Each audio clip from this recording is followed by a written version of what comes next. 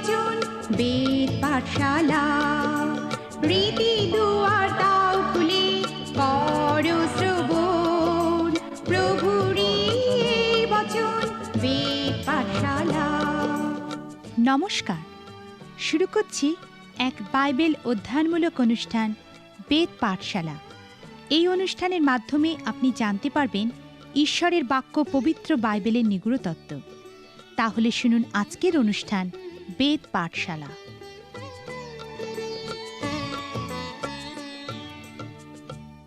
প্রিয় শ্রোতা বন্ধু, বেদ পাঠশালা অনুষ্ঠানে আপনাকে সাদর অভ্যর্থনা জানাই। এই অনুষ্ঠানে আমরা রূতের বিবরণ পুস্তক অধ্যয়ন শেষ করেছি এবং পুরাতন নিয়মের আরেকটি ইতিহাস বই প্রথম শমূয়েল অধ্যয়ন করতে চলেছি। এই প্রসঙ্গে বলি যে এই ইতিহাস বইগুলিকে তিনটি ভাগে ভাগ করা হয়েছে। প্রথম ভাগে আছে তিনটি রূপকার্থক ইতিহাস বই, বিচারকর্তৃগণের বিবরণ, যিহোশুয়া এবং রূতের বিবরণ। এই বইগুলি প্রকৃত ইতিহাস বর্ণনা করার সঙ্গে সঙ্গে ইহার রূপকার্থও ব্যাখ্যা করে। এই সমস্তই তাদের জীবনের দৃষ্টান্ত স্বরূপে ঘটেছিল। যেমন সাধু পৌল করিন্থীয় মণ্ডলীর প্রতি তার প্রথম পত্রের 10 অধ্যায় 9 পদে বলেছেন, এই সকল তাহাদের প্রতি দৃষ্টান্ত স্বরূপে ঘটিয়াছিল এবং আমাদেরই চেতনার জন্য লিখিত হইল, আমাদের যাহাদের উপরে যুগকলাপের অন্ত আসিয়া পড়িয়াছে। এখানে সাধু পৌল দৃষ্টান্ত কথার মধ্যে দিয়ে রূপকার্থের বিষয়ই বলতে চেয়েছিলেন। এরপর দ্বিতীয় ভাগে আমরা প্রথম এবং দ্বিতীয় শমূয়েল, প্রথম এবং দ্বিতীয় রাজাবলী ও প্রথম এবং দ্বিতীয় বংশাবলী, এই 6টি বই দেখতে পাই। এই বইগুলিকে বলা হয় রাষ্ট্রীয় সাহিত্যের ইতিহাস বই। সাধারণভাবে প্রথম ও দ্বিতীয় শমূয়েল পুস্তককে প্রথম ও দ্বিতীয় রাজাবলী বলা হয় এবং প্রথম ও দ্বিতীয় রাজাবলী পুস্তককে তৃতীয় ও চতুর্থ রাজাবলী বলা হয়। অনুবাদ বিশেষজ্ঞদের মত অনুযায়ী এই সবগুলি বইকেই রাষ্ট্রীয় সাহিত্য বলা যায়, কারণ এই বইগুলি ঈশ্বরের রাজ্যের বিষয়ে বলে। যখন আমরা এই রাষ্ট্রীয় সাহিত্য বিষয়ে অধ্যয়ন করি, তখন প্রথমেই এখান থেকে আমরা কি দেখতে চাই সেই বিষয়ে জানা বিশেষ গুরুত্বপূর্ণ। আসুন আমরা প্রথমে প্রথম ও দ্বিতীয় শমূয়েল পুস্তক অধ্যয়নের মধ্যে দিয়ে বিশেষভাবে এই বই দুটিকে পর্যবেক্ষণের চেষ্টা করি। এই বইগুলি থেকে প্রথম যে বিষয়টি আমরা দেখব তা হলো ঈশ্বরের রাজ্য বিষয়ে ধারণা। ঈশ্বরের রাজ্য বিষয়ক এই ধারণা হচ্ছে খুবই গুরুত্বপূর্ণ একটি বিষয়। সাধু মথি লিখিত সুসমাচারের 6 অধ্যায় বর্ণিত সে বিখ্যাত পর্বতে দত্ত উপদেশে যখন যীশু খ্রিস্ট আমাদের অগ্রগণ্যতা এবং নৈতিক মান বিষয়ে আলোচনা করছিলেন, তিনি এই বিষয়ে একটি বিশেষ উপদেশ দিয়েছিলেন।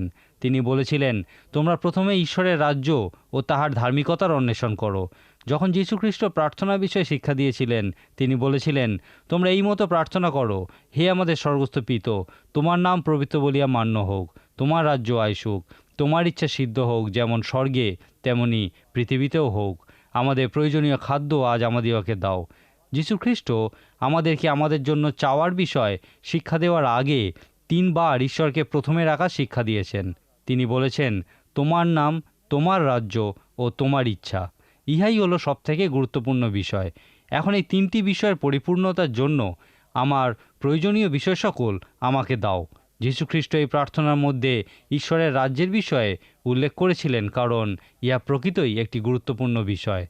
যোহন লিখিত সুসমাচারের 3 অধ্যায়ে আমরা দেখি যে যীশুখ্রিস্ট নিকোদিম নামক একজন ধর্মগুরুর সঙ্গে সারা রাত কথা বলেছিলেন। আমরা জানি যে তারা নতুন জন্ম বিষয়ে আলোচনা করছিলেন। যীশুখ্রিস্ট সেই ধর্মগুরুকে বলেছিলেন, নতুন জন্ম না হইলে কেহ ঈশ্বরের রাজ্য দেখিতে পায় না। আজকের দিনে আমরা এই নতুন জন্ম বিষয়ে বিভিন্ন ব্যাখ্যা শুনে থাকি। প্রকৃতপক্ষে এই নতুন জন্ম কথার অর্থ কী? অনেকের কাছেই ইহা ভিন্ন ভিন্ন অর্থ বহন করে, কিন্তু পবিত্র শাস্ত্রে এই বিষয়ে আমরা কি অর্থ দেখতে পাই?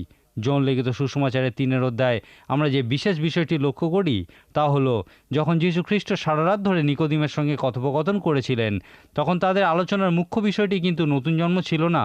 তাদের আলোচনার মুখ্য বিষয়টি ছিল ঈশ্বরের রাজ্য।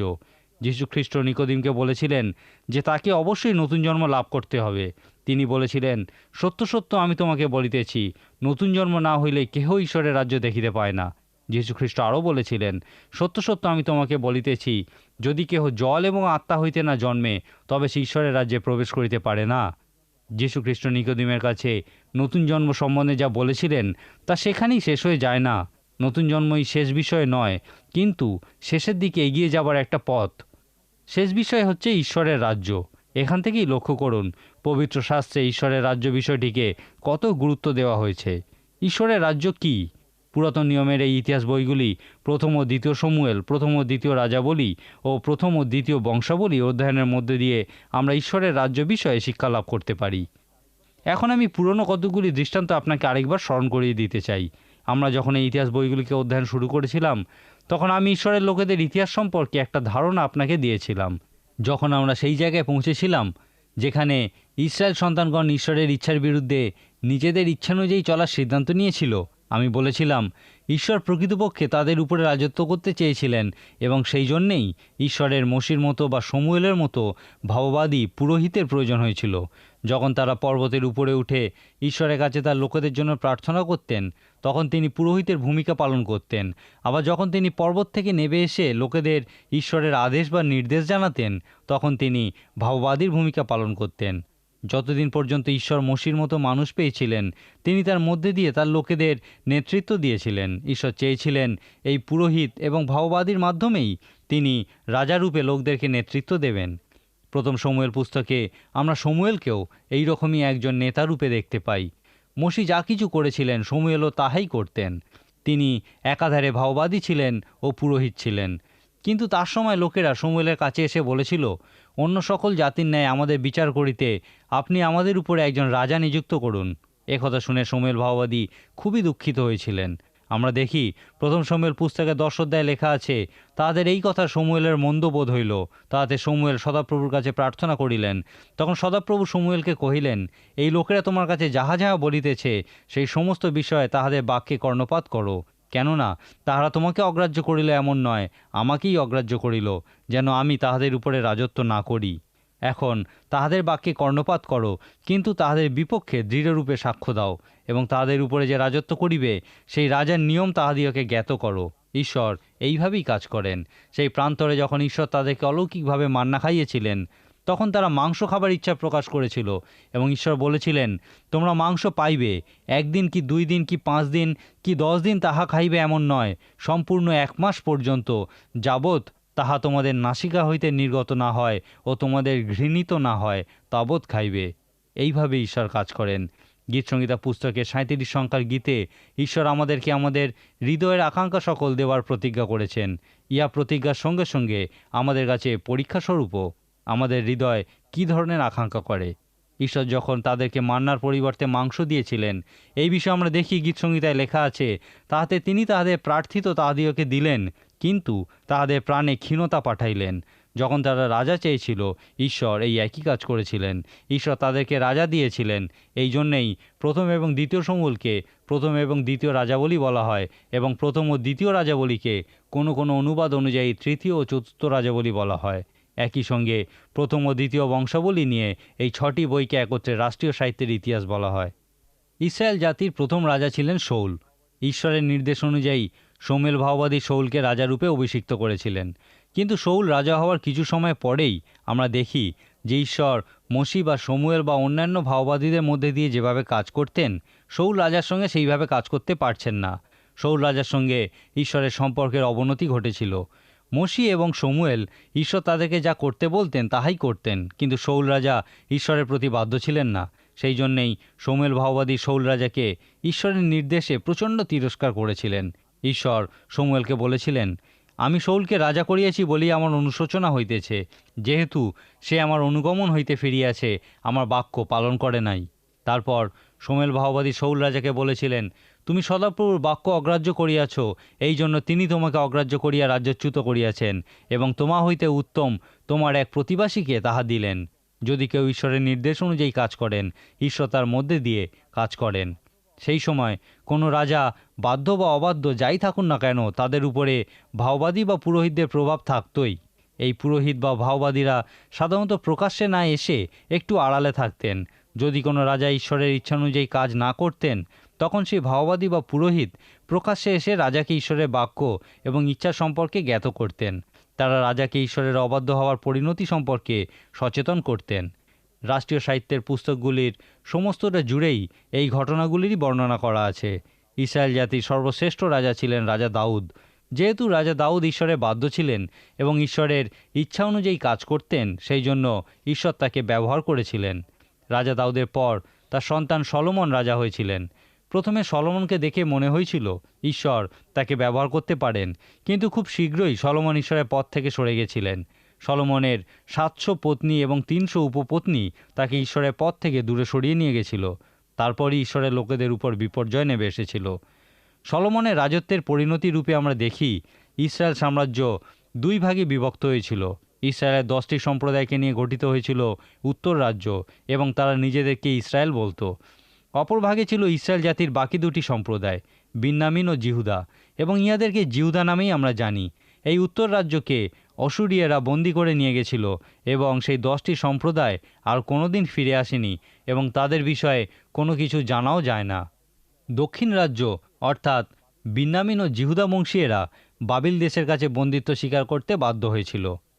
প্রায় 70 বছর তারা তাদের নিজেদের দেশে ছিল না, কারণ তারা বাবিলে বন্দি জীবনযাপন করত। 70 বছর পর পারস্যরাজ কোরস বাবিল দেশ অধিকার করেছিলেন, এবং ঈশ্বর কোরসের কাছে স্বপ্নের মাধ্যমে তার নির্দেশ দিয়েছিলেন। ফলত কোরস ঘোষণা করেছিলেন যে যদি কোনো ইব্রিয় আবার তাদের নিজেদের দেশ ইসরায়েলে ফিরে যেতে চায় এবং তাদের ঈশ্বরের উদ্দেশ্যে মন্দির নির্মাণ করতে চায়, তাহলে সেই পারস্য দেশ থেকে যেতে পারে। এইভাবেই তারা বাবিলের বন্দিত্ব থেকে মুক্তি লাভ করেছিল। ইব্রিয় ইতিহাস অধ্যয়নের শুরুতেই আমি বলেছিলাম যে ইব্রিয় ইতিহাস একটি জটিল বিষয়, কিন্তু খুব সহজেই আপনি এখান থেকে আপনার জীবনের জন্য আধ্যাত্মিক ও ব্যবহারিক আবেদনসমূহ দেখতে পাবেন। এই ঐতিহাসিক সাহিত্যের বিষয় জানার জন্য আপনাকে ইব্রিয় ইতিহাসের 7টি বিষয় মনে রাখতে হবে। প্রথম বিষয়টি হলো রাজ্য। রাজা সলোমনের পাপের কারণে রাজ্য 2 ভাগে বিভক্ত হয়েছিল। দ্বিতীয় বিষয় হলো এই দ্বিবিভক্ত রাজ্য। তৃতীয় বিষয় হলো অসুরীয়দের দ্বারা উত্তর রাজ্যের বন্দিত্ব। চতুর্থ বিষয়টি হলো এই উত্তর রাজ্যের বিলোপ। এই 10 সম্প্রদায়ের বন্দিত্বের পর তাদের বিষয়ে আর কোনো কথা আমরা জানতে পারি না। এদেরকে ইসরায়েলের হারিয়ে যাওয়া সম্প্রদায় বলা হয়। পঞ্চম বিষয় হলো বাবিল দেশের কাছে দক্ষিণ রাজ্যের বন্দিত্ব স্বীকার।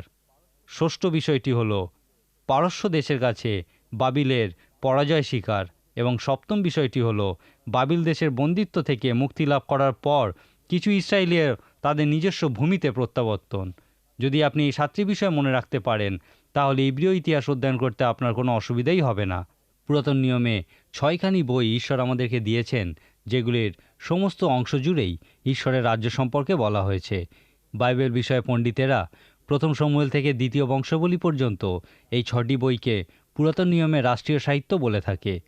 লক্ষ্য করুন এই রাষ্ট্রীয় সাহিত্য বিষয়ক ইতিহাস বইগুলিতে কিভাবে ঈশ্বরের রাজ্য বিষয়ে বিশেষ জোর দেওয়া হয়েছে। নতুন নিয়মে বর্ণিত ঈশ্বরের রাজ্য বিষয়ে বোঝার জন্য আমাদের অবশ্যই পুরাতন নিয়মে বর্ণিত ঈশ্বরের রাজ্য বিষয়ে বুঝতে হবে। পুরাতন নিয়মে ঈশ্বরের রাজ্য কথাটিকে এইভাবে ব্যাখ্যা করা যায়: ঈশ্বর হচ্ছেন রাজা এবং ঈশ্বরের একটি রাজ্য আছে। রাজ্য হচ্ছে একটি ক্ষেত্র যেখানে রাজা হচ্ছেন সর্বক্ষমতা সম্পন্ন এবং সেখানে তিনি রাজত্ব করেন। ঈশ্বরের রাজ্য সম্পর্কেও আমরা বুঝি যে ঈশ্বরের একটি ক্ষেত্র আছে যেখানে তিনি সর্বক্ষমতা সম্পন্ন এবং সেখানে তিনি রাজত্ব করেন। পুরাতন নিয়মে আমরা ঈশ্বরের ইচ্ছারূপে দেখি যে তিনি সেই ইসরায়েল সন্তানদের রাজা হতে চান। তিনি ইসরায়েল সন্তানগণকে তার রাজ্যরূপে চান। তিনি আক্ষরিক অর্থেই ঈশ্বরের রাজ্যকে স্থাপন করতে চান। ঈশ্বর চান তার রাজ্য ঐতিহাসিক হোক এবং তিনি সেই রাজ্যকে বিশেষ ভৌগোলিক অবস্থান দিতে চান। ঈশ্বর চান তার রাজ্য সেই বিশেষ মানুষদের উপরে স্থাপিত হোক যারা এই পৃথিবীতে বিশেষ ভৌগোলিক অবস্থানে এবং বিশেষ সময়ে বসবাস করবে। ঈশ্বর চান সেই বিশেষ মানুষদের রাজা হতে এবং তিনি চান এই পৃথিবীতেই এই বিশেষ মানুষদের তার রাজ্যরূপে। ইহাই ছিল ঈশ্বরের পরিকল্পনা। কিন্তু সেই ইসরায়েল সন্তানেরা শমূয়েল ভাওবাদীর মাধ্যমে ঈশ্বরকে বলেছিলেন, আমাদের বিচার করার জন্য আমাদের উপরে একজন রাজা চাই।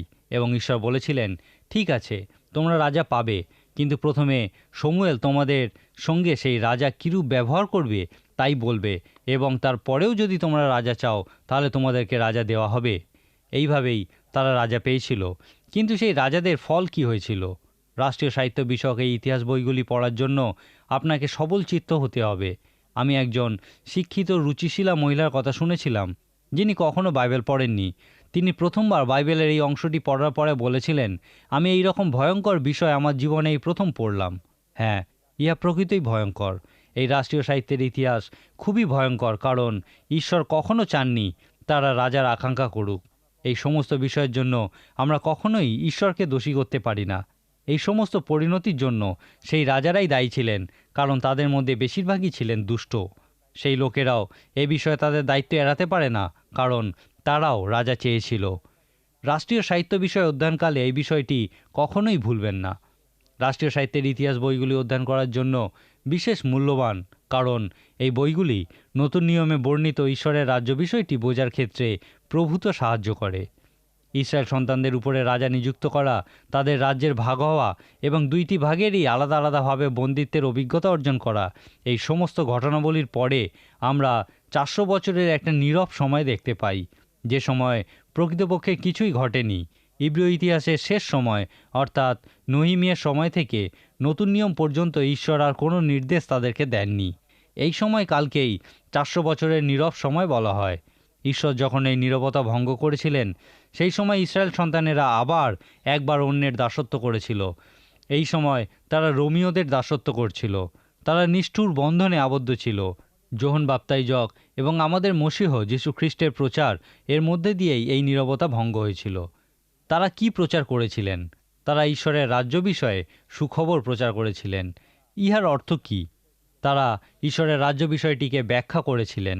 লূক লিখিত সুসমাচারের 17 অধ্যায়ে লেখা আছে, ফরিসীরা তাকে জিজ্ঞেস করিল, ঈশ্বরের রাজ্য কখন আসিবে? তিনি উত্তর করিয়া তাহাদিগকে কহিলেন, ঈশ্বরের রাজ্য জাঁকজমকের সহিত আইসে না, আর লোকে বলিবে না, দেখো এই স্থানে কিংবা ওই স্থানে, কারণ দেখো ঈশ্বরের রাজ্য তোমাদের মধ্যেই আছে।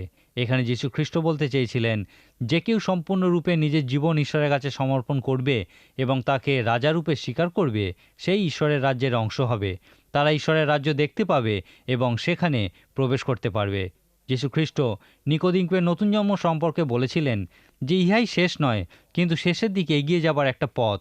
শেষ হলো ঈশ্বরের রাজ্য। এই প্রসঙ্গে তিনি নিকোদিমকে বলেছিলেন, সত্য সত্য আমি তোমাকে বলিতেছি, নতুন জন্ম না হইলে কেহ ঈশ্বরের রাজ্য দেখিতে পায় না। যদি কেহ জল ও আত্মা হইতে না জন্মে, তবে সে ঈশ্বরের রাজ্যে প্রবেশ করিতে পারে না। সাধু পৌল করিন্থীয় মণ্ডলীর প্রতি তার প্রথম পত্রের 12 অধ্যায় তার 3 পদে এই একই বিষয় বলেছেন, পবিত্র আত্মার আবেশ ব্যতি রেখে কেহ বলিতে পারে না, যিশু প্রভু। সাধু পৌল এই কথার মধ্যে দিয়ে কি বলতে চেয়েছিলেন? একবার একটা আলোচনা সভায় একজন প্রচারক সেখানে উপস্থিত প্রত্যেককে পবিত্র শাস্ত্রের একটি অংশের উপর ভিত্তি করে তাদেরকে 2টি প্রশ্ন করেছিলেন। পবিত্র শাস্ত্রে সেই অংশটি ছিল মথিলিখিত সুসমাচারের 6 অধ্যায় 19 থেকে 34 পদ। তিনি তাদেরকে বলেছিলেন, শাস্ত্রের এই অংশটি থেকে যীশু খ্রিস্টের শিক্ষার উপর ভিত্তি করে চিন্তা করুন, আপনার জীবনে কোন বিষয়টি সবথেকে বেশি প্রাধান্য পাওয়া উচিত।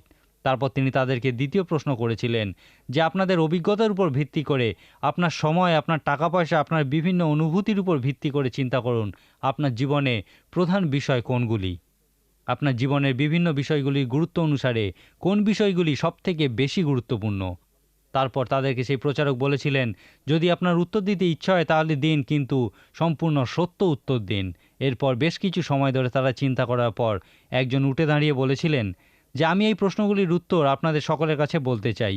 তিনি বলেছিলেন, আমার জীবনে এই প্রথমবার আমি দেখলাম যে যীশু খ্রিস্ট এবং ঈশ্বরে আমার জীবনে সবথেকে বেশি প্রাধান্য পাওয়া উচিত। আমি অনুভব করলাম যে ঈশ্বরকেই আমার জীবনে সর্বপ্রথমে স্থান দেওয়া উচিত। সেই প্রচারক তাকে জিজ্ঞেস করেছিলেন, প্রকৃতই আপনি আগে কখনো ইহা অনুভব করেননি? সেই ভদ্রলোক উত্তর দিয়েছিলেন, না, সত্যি করেই এই প্রথমবার আমি ইহা উপলব্ধি করলাম। তারপর সেই প্রচারক তাকে দ্বিতীয় প্রশ্নটি করেছিলেন যে আপনার সময়, আপনার টাকা পয়সা, আপনার উদ্যম, কর্মশক্তি যেভাবে ব্যবহার করেছিলেন, তার উপর ভিত্তি করে চিন্তা করুন আপনার জীবনে কোন বিষয়গুলি সবথেকে বেশি গুরুত্ব পাওয়া উচিত।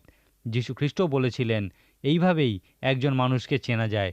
তিনি বলেছিলেন, যেখানে তোমাদের টাকা পয়সা রাখা থাকবে সেইখানেই তোমাদের মন থাকবে।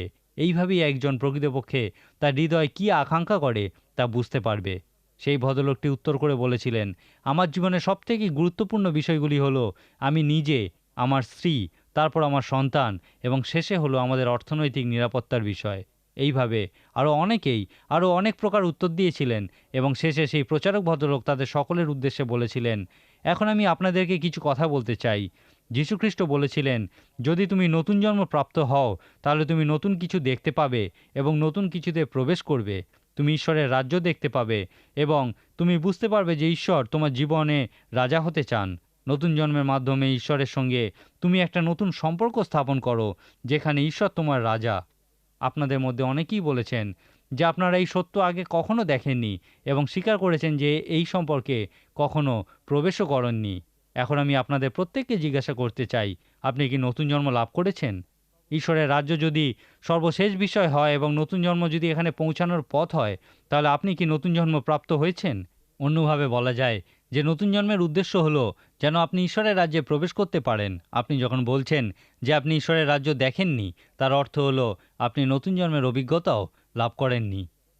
সাধু পৌল বলেছিলেন, পবিত্র আত্মার সাহায্য ছাড়া যীশুখ্রিস্ট প্রভু এই কথা আমরা কিছুতেই বলতে পারি না। সাধু পৌল এখানে কি বলতে চেয়েছিলেন?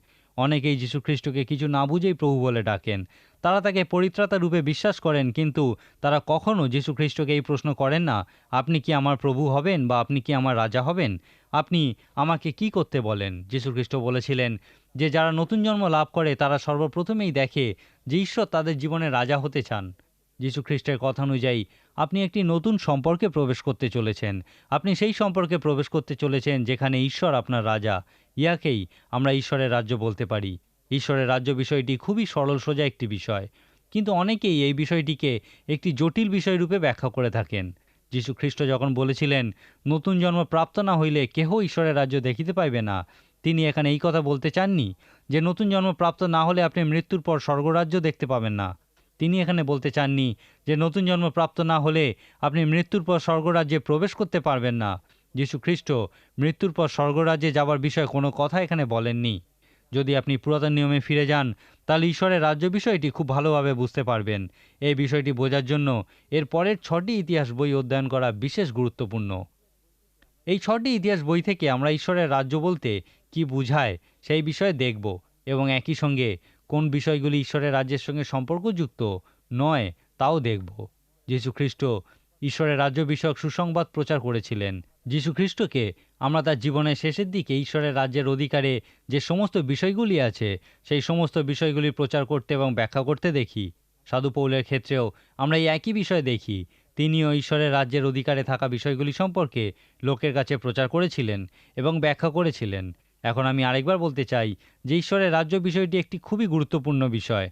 যীশুখ্রিস্ট আমাদেরকে যে প্রার্থনা শিখিয়েছিলেন তার প্রথমেই আমরা বলি, তোমার রাজ্য আইসুক। আমাদের জীবনে যে সমস্ত বিষয়গুলিকে আমরা প্রাধান্য দিয়ে থাকি সেই সমস্ত কিছুর আগে ঈশ্বরের রাজ্যকেই আমাদের প্রাধান্য দেওয়া উচিত। যদি আমরা আমাদের জীবনের প্রধান বিষয়গুলিকে লক্ষ্যবস্তু রূপে চিন্তা করি, তাহলে এই লক্ষ্যবস্তুগুলির কেন্দ্রস্থলে ঈশ্বরের রাজ্য থাকা উচিত।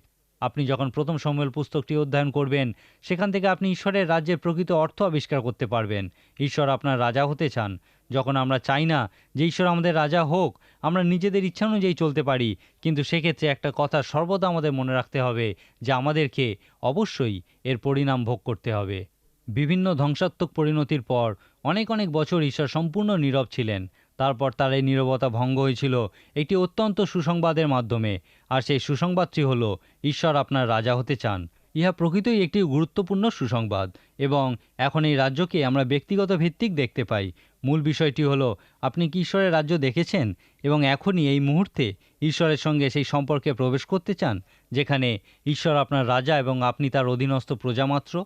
ইব্রিয় ইতিহাসের এই অংশটি যখন আপনি অধ্যয়ন করবেন, এখান থেকে সেই সবথেকে গুরুত্বপূর্ণ বিষয় ঈশ্বরের রাজ্য বিষয়ে বিশেষভাবে লক্ষ্য করুন। এই ঐতিহাসিক রাষ্ট্রীয় সাহিত্য থেকে যদি আপনি এই বিষয়টির সম্পর্কে সম্পূর্ণ বুঝতে পারেন, তাহলে নতুন নিয়মে যখন আপনি সেই বিশেষ উদ্ধৃতিটি শুনবেন, আপনি তার প্রকৃত অর্থ বুঝতে সক্ষম হবেন। নতুন জন্মের উদ্দেশ্য এবং নতুন জন্মের প্রথম ফল হলো ঈশ্বরের রাজ্য। আপনি যদি নতুন জন্ম প্রাপ্ত হন, তাহলে ঈশ্বরের রাজ্য দেখতে পাবেন। আপনি যদি নতুন জন্ম প্রাপ্ত হন, তাহলে ঈশ্বরের রাজ্যে প্রবেশ করতে পারবেন।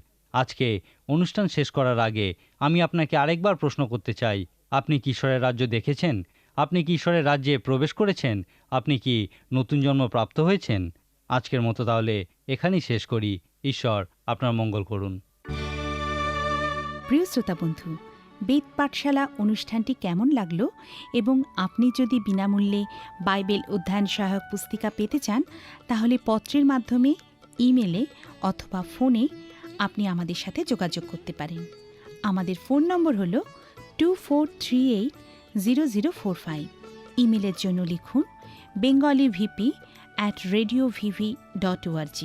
শেষে জানাই আমাদের ঠিকানা বেদ পাঠশালা, পোস্ট বক্স নম্বর 16925, কলকাতা 700034।